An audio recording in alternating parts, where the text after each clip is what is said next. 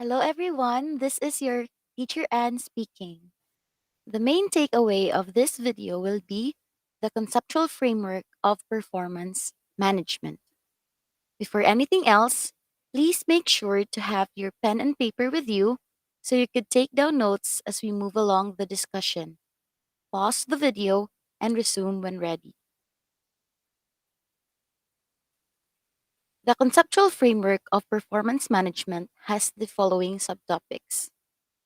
First, the concepts and components of performance management, definitions of performance, productivity, and efficiency, and their distinctions as well, a quick review of financial performance analysis, the supply chain management, customer relationship management, and lastly, customer profitability analysis. This is part one of a two-part video, and this will only cover the first three topics. Let's get started with the concepts and components of performance management. Performance management is a continuous process of identifying, measuring, and developing performance in organizations by linking each individual's performance and objectives to the organization's overall mission and goals. Let's consider each of the definition's two main components. The first component is it is a continuous process. Performance management is ongoing. It involves a never ending process of setting goals and objectives, observing performance, and giving and receiving ongoing coaching and feedback. The second main component, based on its definition, is that it is a link to mission and goals. Performance management requires managers to ensure that the employees' activities and outputs are congruent or in line with the organization's goals and consequently help the organization gain a competitive business advantage. Performance management therefore creates a direct link between the employee performance and organizational goals. Note that many organizations have what is labeled a performance management system. But we might ask, is performance management the same with performance appraisal? What do you think? The answer is no. That is why we must distinguish between performance management and performance appraisal.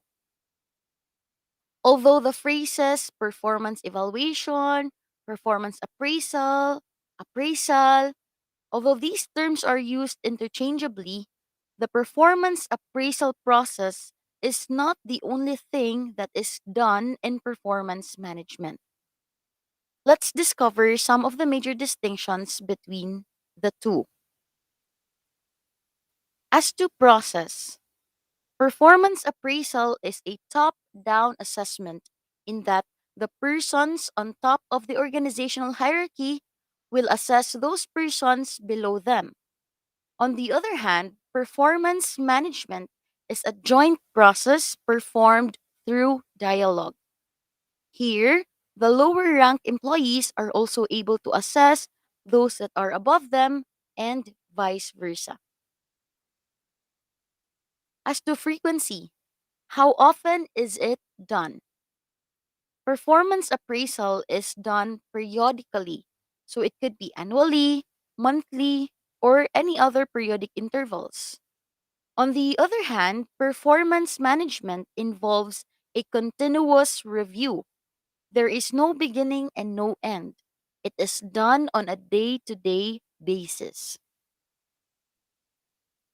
As to focus, performance appraisal focuses only on quantitative objectives, meaning those objectives that can be measured in numbers. On the other hand, performance management focuses on both quantitative and qualitative objectives. As to ownership, performance appraisal is owned by the HR or Human Resources Department because this is usually pegged to the salary of the employees. Performance management is owned by the line managers because the subject here is the organization as a whole. So, in summary, performance management is the process of identifying, measuring, managing, and developing the performance of the human resources in an organization. Basically, here we are trying to figure out how well the employees perform and then to ultimately improve that performance level. When used correctly, performance management is a systematic analysis and measurement of workers' performance, including communication of that assessment to the individual employee that we use to improve performance over time. Performance appraisal, on the other hand, is the ongoing process of evaluating employee performance. Performance appraisals are reviews of employee performance over a certain period of time. So, appraisal is just one piece of performance management. Again, performance management is a comprehensive, continuous, and flexible approach to the management of organizations, teams, and individuals, which involves the maximum amount of dialogue between those concerned. Performance appraisal is a more limited approach, which involves managers making top down assessments and rating the performance of their subordinates at periodic performance appraisal meeting, which is usually done annually. I say usually done because that is the common period that we make assessments, but that is not the only period that we need to do assessments. So basically, the performance appraisal is done periodically, usually annually. Now let's look at the six components of performance management, namely, first, performance planning, performance appraisal and reviewing, feedback, rewards, performance improvement plans, and potential appraisal. So the first component of performance management is performance planning. Performance planning is the first crucial component of any performance management process, which forms the basis of performance appraisals. So, performance planning is actually jointly done by the appraiser and the reviewee in the beginning of the performance session. During this period, the employees decide upon the targets and the key performance areas which can be performed, let's say, over a year within the performance budget. And this is finalized after a mutual agreement between the reporting officer and the employee. So, why do you think the employees are involved in the discussion? This is because the employees are the persons being reviewed. It would be very unreasonable and unfair on their part if they did not know how they will be assessed.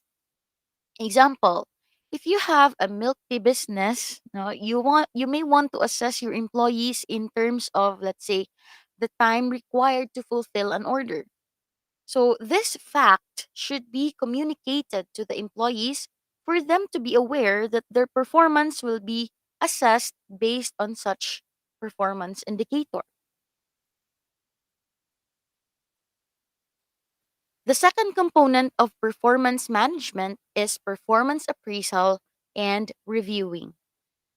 The appraisals are normally performed twice in a year in an organization in the form of mid reviews and annual reviews, which is held at the end of the financial year.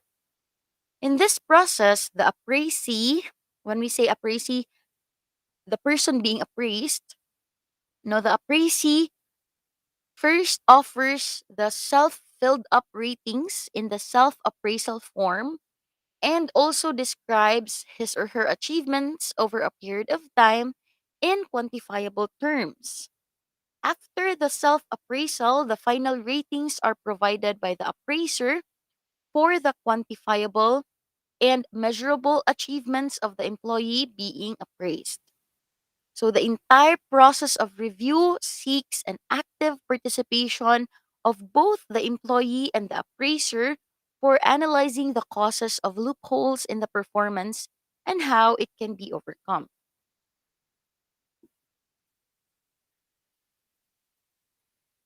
The third component of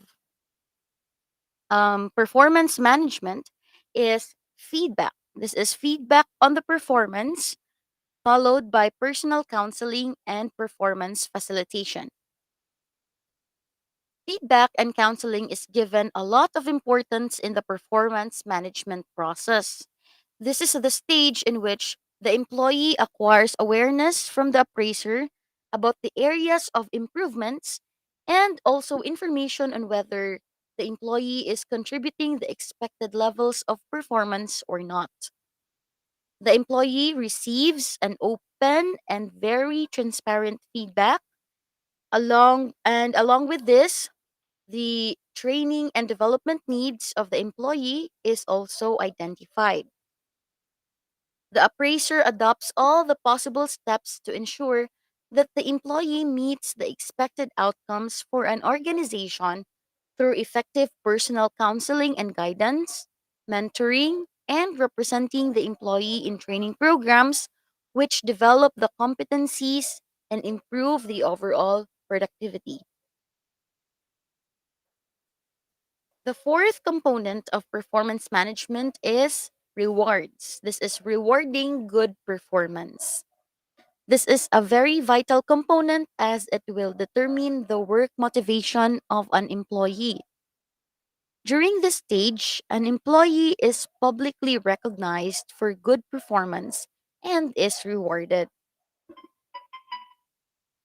This stage is very sensitive for an employee as this may have a direct influence on the self esteem and achievement orientation. Any contributions duly recognized by an organization helps an employee in coping up with the failures successfully and satisfies the need for affection. The fifth component of performance management is the crafting of performance improvement plans. In this stage, fresh set of goals are established for an employee and new deadline is provided for accomplishing those objectives. The employee is clearly communicated about the areas in which the employee is expected to improve and a stipulated deadline is also assigned within which the employee must show his improvement. So this is usually 1 year. This plan is jointly developed by the appraisee and the appraiser and is mutually approved. The sixth and last component of performance management is potential appraisal.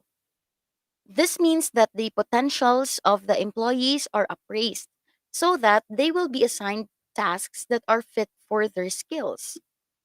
Potential appraisal forms a basis of both lateral and vertical movements of employees. So it could be that the employee will be transferred to another department in which his skills will be most likely be very useful, or the employee will be moved upward, so meaning the employee will receive a promotion. By implementing competency mapping and various assessment techniques, potential appraisal is performed. Potential appraisal provides crucial inputs for succession planning and job rotation. Let's move on to the second topic, and that is on performance, productivity, and efficiency. What do you mean by performance? Performance, as a technical term, is a very broad concept.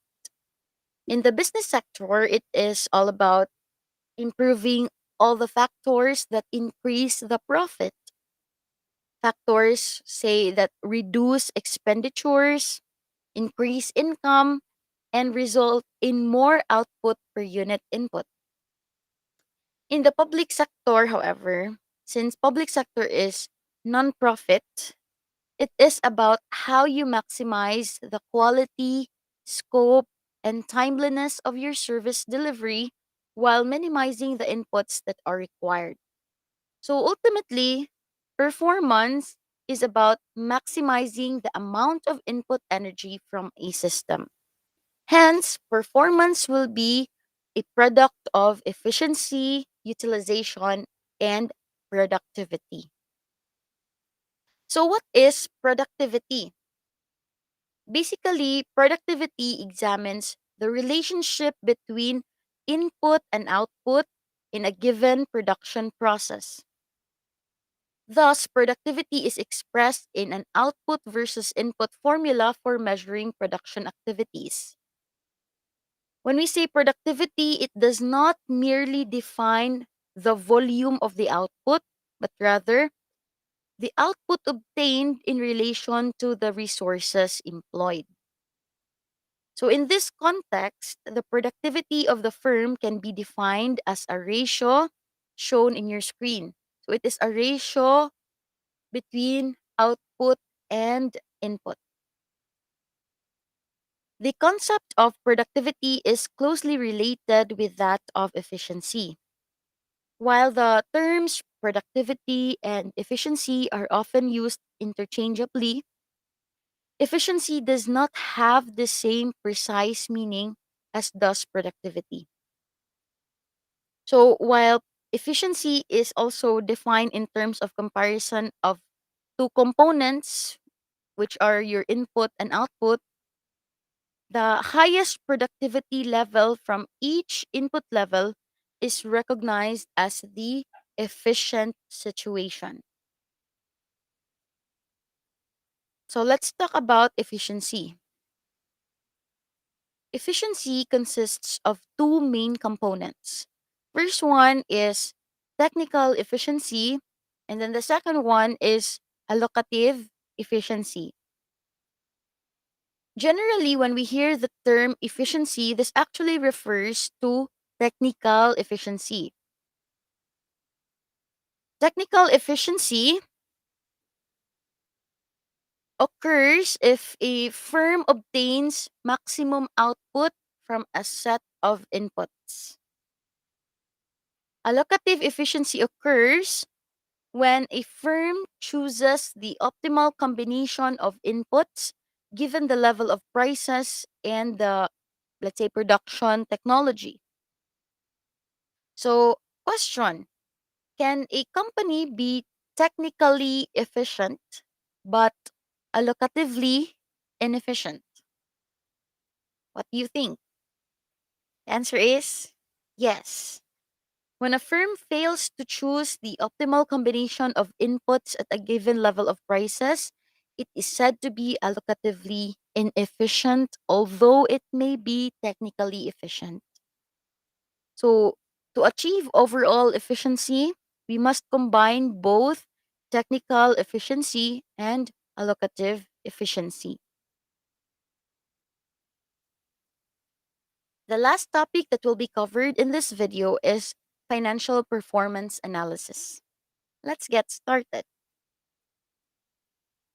Financial performance analysis is the process of identifying the financial strengths and weaknesses of the firm by properly establishing the relationship between the items of the balance sheet and the income statement or the profit and loss account. So, this financial performance analysis is what we commonly refer to as financial statement analysis. Familiar? So the firm itself, as well as various interested groups such as managers, shareholders, creditors, tax authorities, and others, seeks answers to the following important questions. What is the financial position of the firm at a given point in time? what is the financial performance of the firm at a given point in time. So if you notice, I highlighted financial position and financial performance.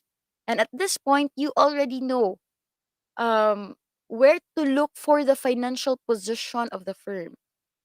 It is in the balance sheet, right? Because we also refer to the balance sheet as the statement of financial position. How about financial performance? Where can we look for the information regarding financial performance? It is in your income statement. That is why we also call the income statement as the statement of financial performance. So, those two questions, what is the financial position of the firm at a given point in time? What is the financial performance of the firm at a given point in time? These questions can be answered with the help of financial analysis of a firm. Financial analysis involves the use of financial statements.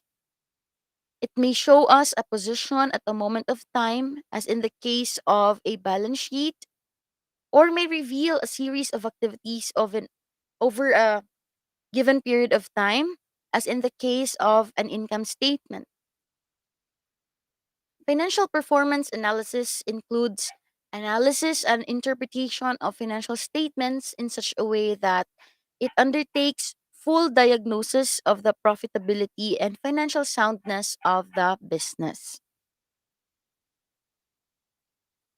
Financial performance analysis is the process of selection, relation, and evaluation. So the first task is to selection. No? So the first task is to select the information relevant to the decision, to the your decision under consideration from the total information contained in the financial statements. The second is to arrange the information in a way to highlight significant relationships. So we must relate it to some other items in our financial statements.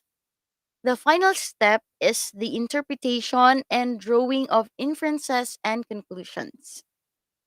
So I'm pretty sure that the formulas used for financial statement analysis have been thoroughly discussed in your other managerial accounting subjects. So we need not discuss them again.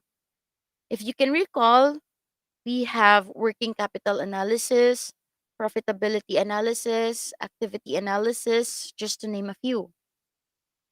We will not dwell on the computations for these analysis, but rather, our goal here is to understand the significance of financial performance analysis or financial statement analysis to our study of performance management system.